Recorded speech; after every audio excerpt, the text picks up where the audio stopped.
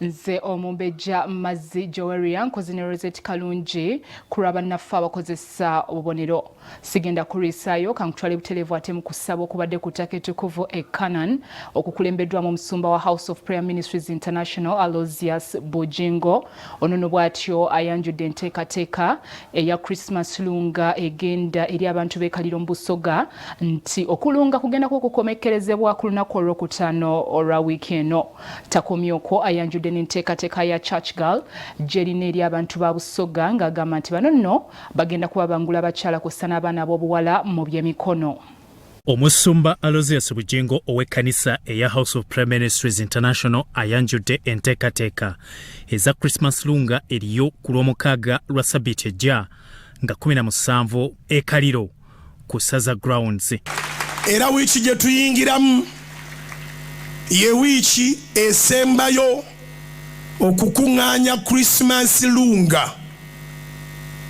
Tukwegayiridde bw'oba olina engoye z'ogolodde obulungi, engoye zo z'otereezezza, engatto z'oyawudde, amasuuti, biteeteeyi z'abaana z'abakulu, yawula n'eku by'abaana bo, yawule ku bibyo, mwawule ku byammwe ng'abakulu, mubireete ku Monday, Tuesday, Wednesday, Thursday. Omusumba Bujingo agamba nti okuwaayo ebintu kukoma ku Lwakutaano ku ttaka ettukuvu eri Kanani nga kwo okuwaayo engoye kukoma ku Lwakuna. Friday emmotoka ennene zitandika ogenda ekaliro. Kale tulwane nnyo tubenga abasinga obungi ku Lwokuna tuleese ebintu by'okulunga abantu b'e Busoga, abantu b'ekaliro. Batwetegekedde naffe tugenda ku Lwamukaaga ng'ennaku z'omwezi 17. Akubiriza abakkiriza okuleeta engoye ennungi, ebyokulya ssaako n'okunywa, n'ategeeza nti bategese bulungi mu kisaawe ekaliro. Abantu b'ekaliro tujja tuli serious. Tewaba n'omu abagamba nti ebintu byakutunda. Ebintu tugaba bigabe.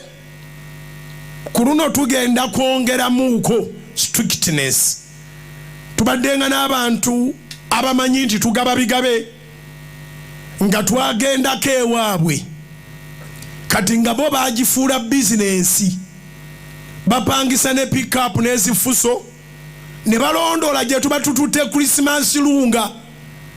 Ebintu bye tututte nga byakuwa abantu bangi n'olaba omuntu ng'asibye ekkutiya 2 ez'engoye.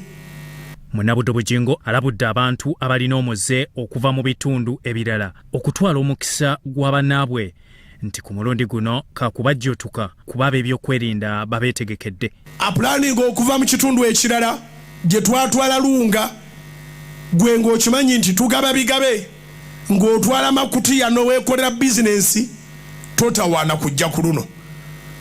Twagala buli muntu anajja mu kisaawe kusaza ku playground, kusaza playground ekaliro, twagala buli muntu anajja agene nga atutte ebibye eby'ekigero n'ebyabaana be eby'ekigero. Ku mulundi guno coverage eyo gye tubadde tutera okuba nayo ng'olaba omuntu atisse ekkutiya 2 ku boda boda tegenda kuddamu kulabika. Tugenda kuba so strict kubanga olaba omuntu ng'atutte butono naye kubanga abamu basooka ne babalimba nti tutunda bitunde kati abaavudde ewalala gye twali tubaddeko bo baba batuuse dda ne bakuŋŋaanya kutiya ab'okukitundu bagenda okulabuka nga bali ebintu babimazeewo naye nga si kyekigendererwa kyaffe. Kigendererwa kyaffe si kyakuwa muntu ntandikwa ya kutiya ya ngoye. Kigendererwa kyaffe kyakuwa muntu ku ngoye ennungi ddala.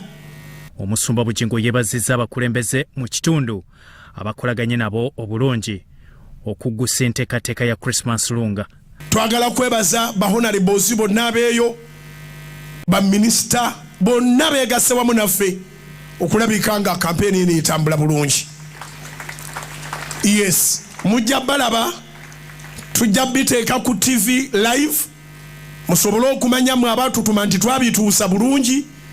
So mu kubiteeka ku TV live onoomanyira nti minisita gundi yabaddewo, honorable gundi yabaddewo, kankomeeko omu yekka gwe nayogera, honorable Namukuta Brenda gwe mba njogerako yekka basigadde munaabalabira ku TV nga nabo bazze okubanga basiima ekikolwa kye mukola eky'okubanga muyamba ku bantu abali mu bitundu by'ewaabwe.